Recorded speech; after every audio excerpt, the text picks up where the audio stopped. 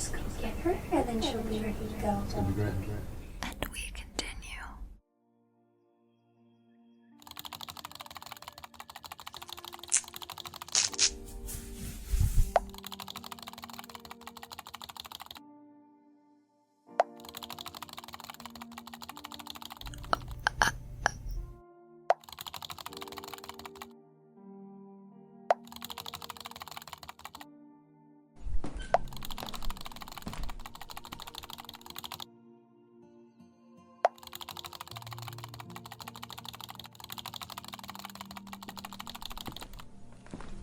I'm back.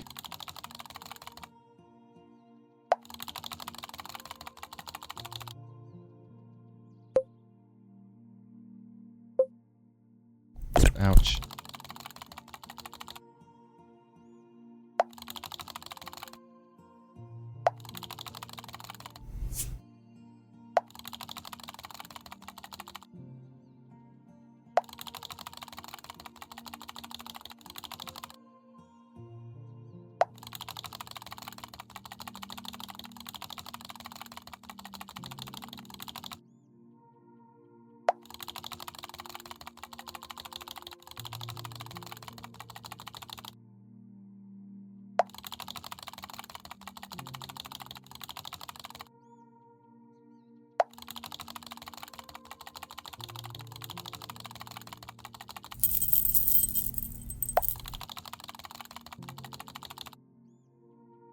Huh?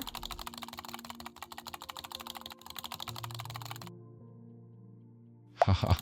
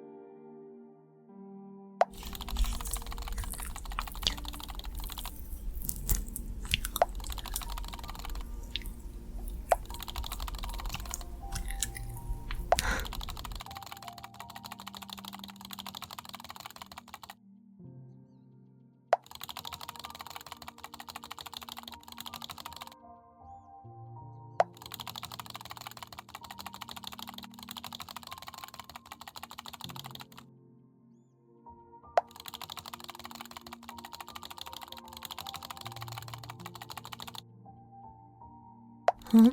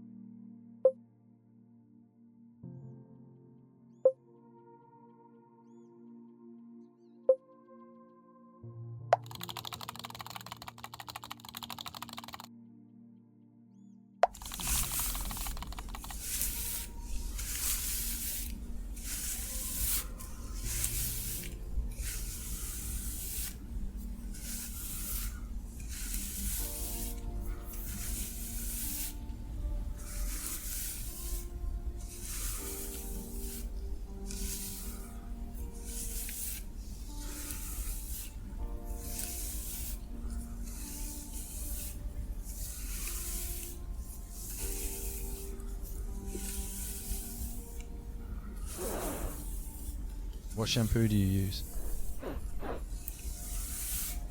It smells really good, like an apple. Perhaps a green apple.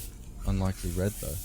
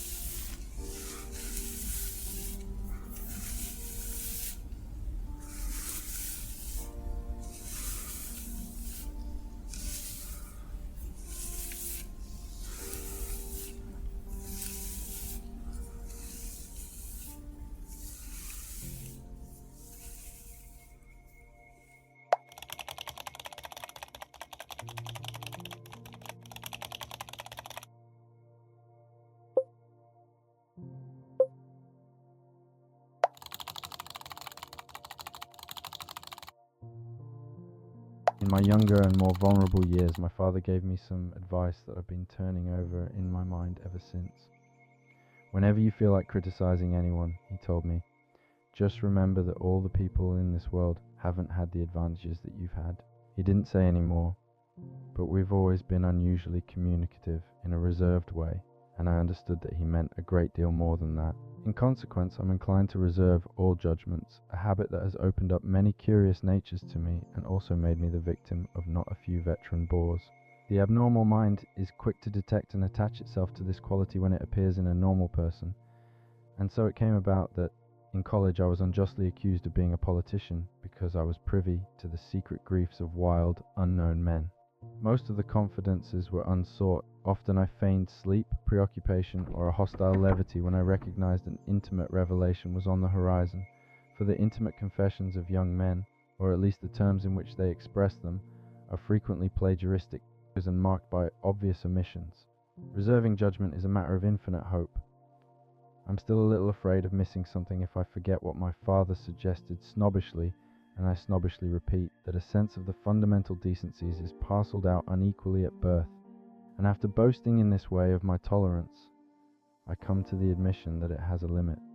Conduct may be based on the hard rock or the soft marshes, but after a certain point, I don't care what it's based on. When I returned from the East last fall, I felt that I wanted the world to be in uniform and at a sort of moral attention, that I wanted no more riotous excursions on the human heart. Only Gatsby, the man who gives his name to this book, was exempt from my reaction. Gatsby, who represented everything for which I had an unaffected scorn. But if personality is an unbroken series of successful gestures, then there was something gorgeous about him.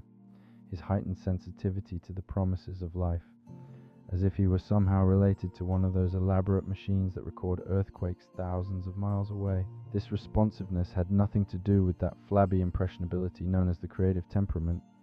He had an extraordinary ability for hope, a romantic readiness that I have never found in another person, and that it is unlikely I shall ever find again. No, Gatsby turned out all right in the end. It's what preyed on Gatsby, what dirty dust clung to the wake of his dreams, that finally closed out my interest in the short-lived sorrows and shallow satisfactions of men. My family has been a prominent and well-off family in the Middle Western city for 3 generations. The Carraways are something of a clan, and we have a tradition that we're descended from the Dukes of Buccleuch, but the actual founder of our line was my grandfather's brother, who arrived in 51, sent a substitute to the Civil War, and started the hardware business that my father still runs today. I never saw this great uncle, but I am supposed to resemble him, particularly the rather hard-boiled portrait that hangs in my father's office. I graduated from New Haven in 1915, just a quarter of a century after my father, and a little later I was a participant in that delayed Teutonic migration known as the Great War. I found it enjoyable and came back feeling restless. Instead of being the warm center of the world, the Middle West now seemed like the ragged edge of the universe. Therefore, I decided to go east and learn about the bond business. Everybody I knew was in the bond business, so I assumed it could support a bachelor. My aunts and uncles all discussed it as if they were selecting a prep school for me, and finally concurred, with very serious, hesitant faces. Ways. Father agreed to give me financial aid for a year, and after several delays I came east, permanently, I thought, in the spring of 1922. The practical option was to find a room in the city, but it was a warm season, and I had just left a region of expansive lawns and welcoming trees. Thus, when a young colleague at the office suggested that we share a house together in a town where we can commute, it seemed like a fantastic idea. He discovered the house, a rather dilapidated bungalow that cost $80 a month, but my firm suddenly sent him to Washington, so I went out to the countryside on my own. I had a dog, at least for a few days until he ran away. I also had an old Dodge automobile and a Finnish woman who cooked breakfast and muttered Finnish wisdom to herself over the stove, which had a peculiar trick of shooting soot. It was loneliness for a day or so, until one morning a man, even more recently new, halted me on the road and asked, "How do you get to West Egg Village?" I told him.